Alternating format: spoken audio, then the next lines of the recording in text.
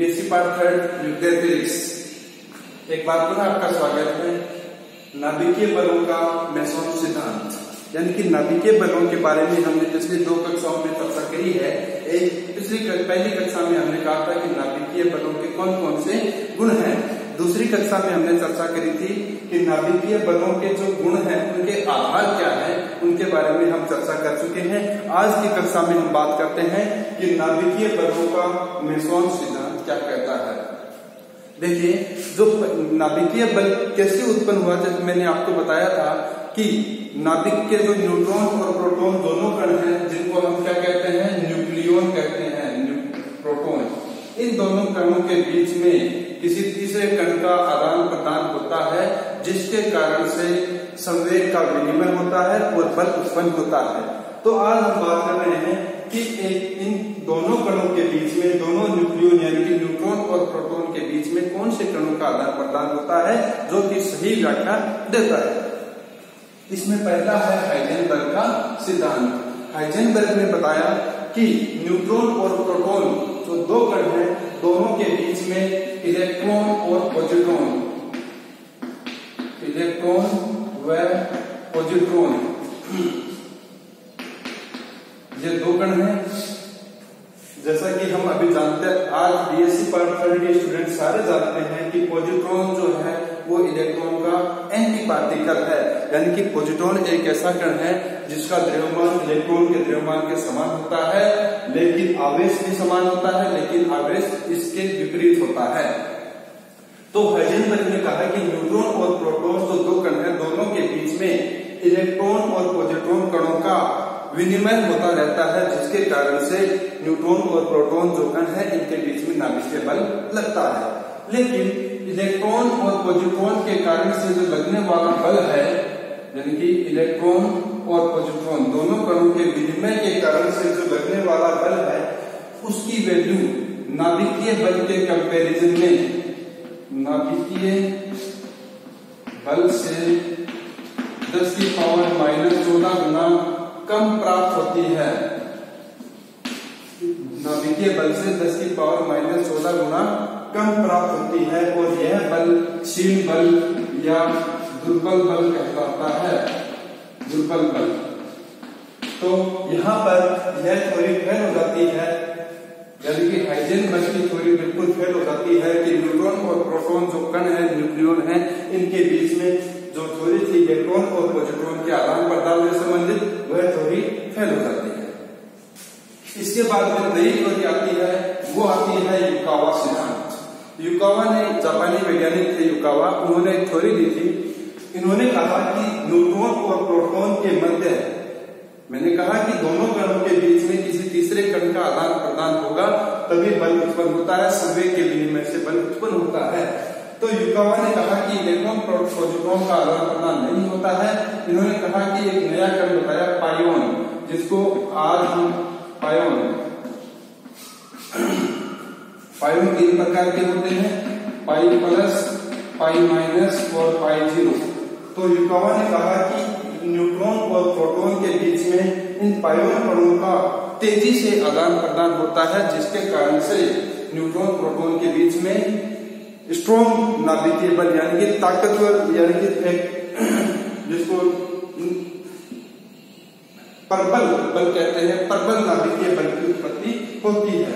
ये पायोन कण 3 प्रकार के होते हैं, pi plus, pi minus, pi zero.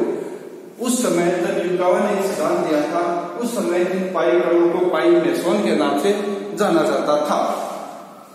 अब युकावा की थ्योरी के अनुसार इन पायोन कणों का आदान प्रदान यदि होता है, तो हम यहाँ ये कह सकते हैं कि जिस प्रकार से हम यहाँ पर ये कह सकते हैं कि यहाँ पर प्रोटॉन प्लस न्यूट्रॉन, पहली रिएक्शन ऐसी हो सकती है कि प्रोटॉन प्लस न्यूट्रॉन है। तो प्रोटॉन से यदि पाई प्लस का निकल जाता है, तो n plus pi plus neutron, यानी कि इस प्रोटॉन से पाई प्लस का निकलने के बाद में यह किसमें कन्वर्ट हो गया, न्यूट्रॉन में परिवर्तित हो गया। और इस पाई प्लस को नजदीक का कोई अन्य न्यूट्रॉन ग्रहण कर लेता है, तो ये क्या हो गया, n plus pi plus n, और ये हो गया n प्लस P। तो यानी कि हम यहाँ पर कह सकते हैं कि P प्लस N से वापस क्या बन गया हमारे पास N प्लस P। तो इस पूरी अभिक्रिया में आवेश संरक्षण का नियम, द्रव्यमान संरक्षण का नियम, ऊर्जा संरक्षण के नियम का पालन होता है। इसी प्रकार से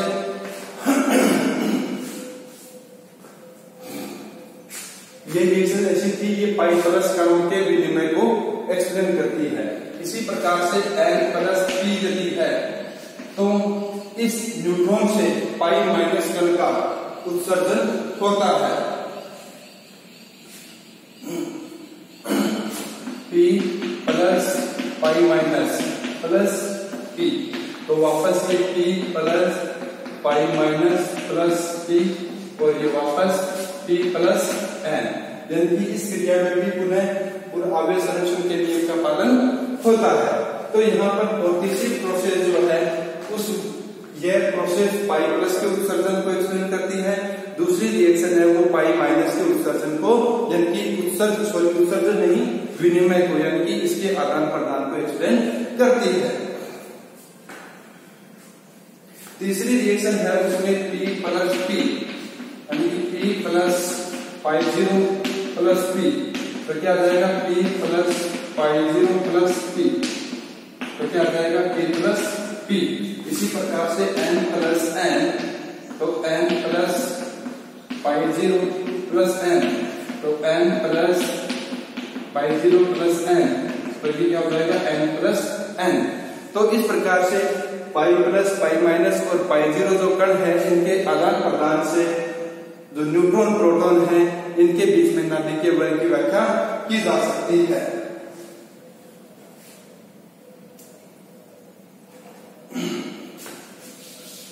अब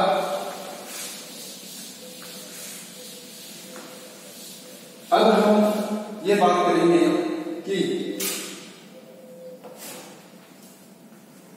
कि नाभिकीय बल आकर्षण प्रकृति का, जैसे हमने बात करी थी कि नाभिकीय बल की प्रकृति आकर्षण की प्रकृति होती है, लेकिन अब हम यह बताना चाह रहे हैं कि नाभिकीय बल में एक अंदर की जो कोर है वहां पर प्रतिकर्षण का बल होता है और उससे अधिक दूरी पर आकर्षण का बल होता है।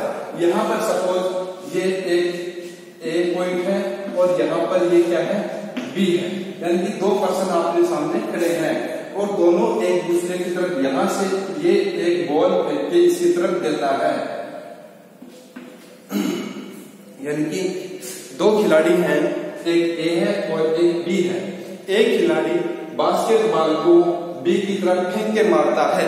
जिस प्रकार से मैं क्लास में एग्जांपल देता हूं, बीएससी पार्ट की क्लास में, एमएससी फाइनल की क्लास में हमेशा मैं एग्जांपल कोट करता हूं कि स्टूडेंट बैग लेके आते हैं।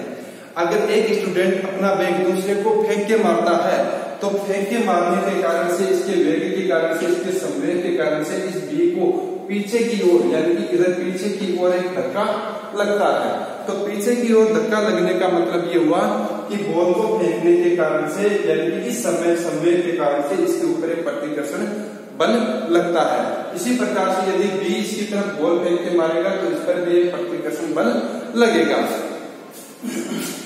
लेकिन इसी सिद्धांत को मैं ये कहूं कि ए और बी दोनों नजदीक हैं, ए और बी दोनों नजदीक हैं और इनके पास यहाँ पर बॉल है और ये बॉल को एक दूसरे से छीनने की कोशिश कर रहे हैं, अर्थात ए भी इस बॉल को खींच रहा है, बी भी इस बॉल को अपनी तरफ खींच रहा है।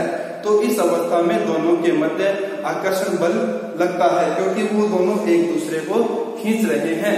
खींचने के कारण से ए और बी आपस में एक दूसरे को खींचने का मतलब क्या हुआ कि दोनों एक दूसरे को आकर्षित कर रहे हैं, इसके माध्यम से, इसके माध्यम से।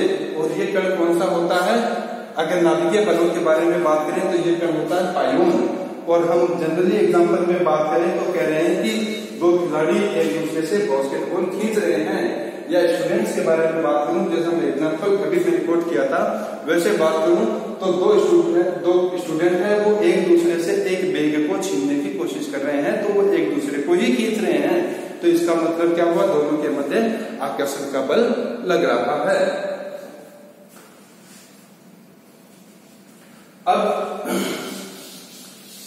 अब है पायोन जो कण था, पायोन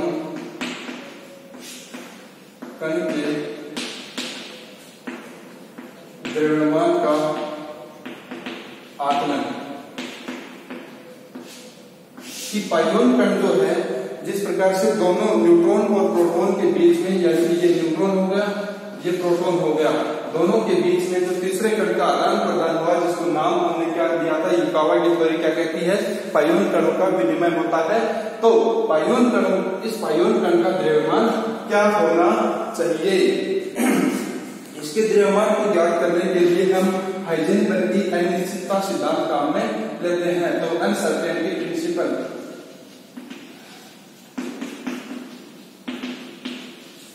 uncertainty principle delta E into delta T approximately क्या लिख सकते हैं अपन, एच लिख सकते हैं।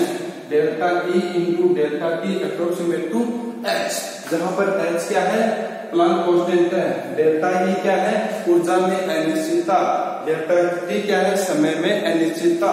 तो delta E into delta T यानी कि ऊर्जा में अनिश्चितता और समय में अनिश्चितता का गुणनफल जो है वो अनिश्चितता सिद्धांत का पालन करता है और इसका मान एच के ऑर्डर का होना चाहिए। अब एच के ऑर्डर का होना चाहिए तो सबसे पहले हम ये बात करें कि नाभिकीय बल जो लग रहा है इन दो, यानी कि नाभिकीय बल की जो परास है वो इसकी रेडियस के बराबर होती है और ये अप्रोक्सीमेट टू फर्मी यानी कि 10 की पावर -15 मीटर के आसपास होता है। तो 10 की पावर -15 मीटर, यानी कि अगर रदरफोर्ड थ्योरी काम में लेते हैं तो यहाँ पर हम 1.7 गुना 10 की पावर -15 मीटर लिख सकते हैं कि रदरफोर्ड थ्योरी में गोल्ड फॉइल लिया गया था जिसमें न्यूक्लियस की रेडियस लगभग 1.7 गुना 10 की पावर -15 मीटर प्राप्त हुई थी। तो अगर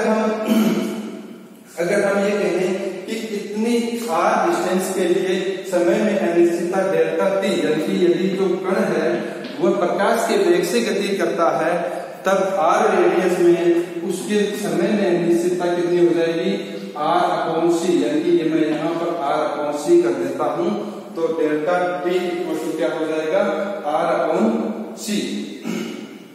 और जो ऊर्जा है डेल्टा ई ग्राम यानी कि M pi into C square, तो यदि यह वैल्यू मैं रखता हूं तब delta E equal to M pi into C square, delta T equal to R upon C approximate to H.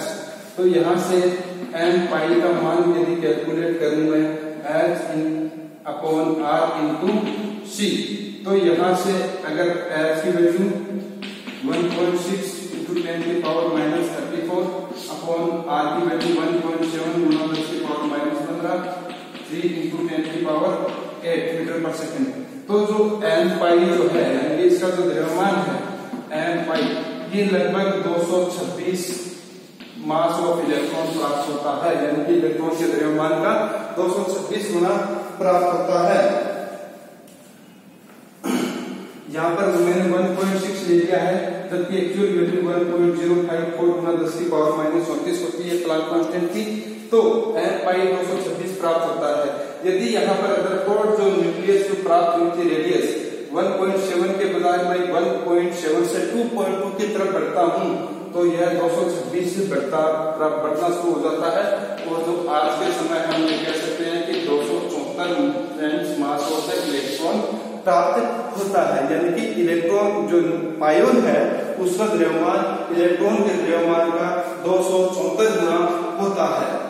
तो इस थ्योरी के द्वारा यदि नाभिकीय बलों को और लगभग यहाँ पर अनिश्चितता सिद्धांत को मानकर कैलकुलेशन की गई थी वो, और मास स्पेक्ट्रोग्राफ जो से एम पाई यानी कि पायोन कणों का जो द्रव्यमान है वो लगभग समान प्राप्त होता है।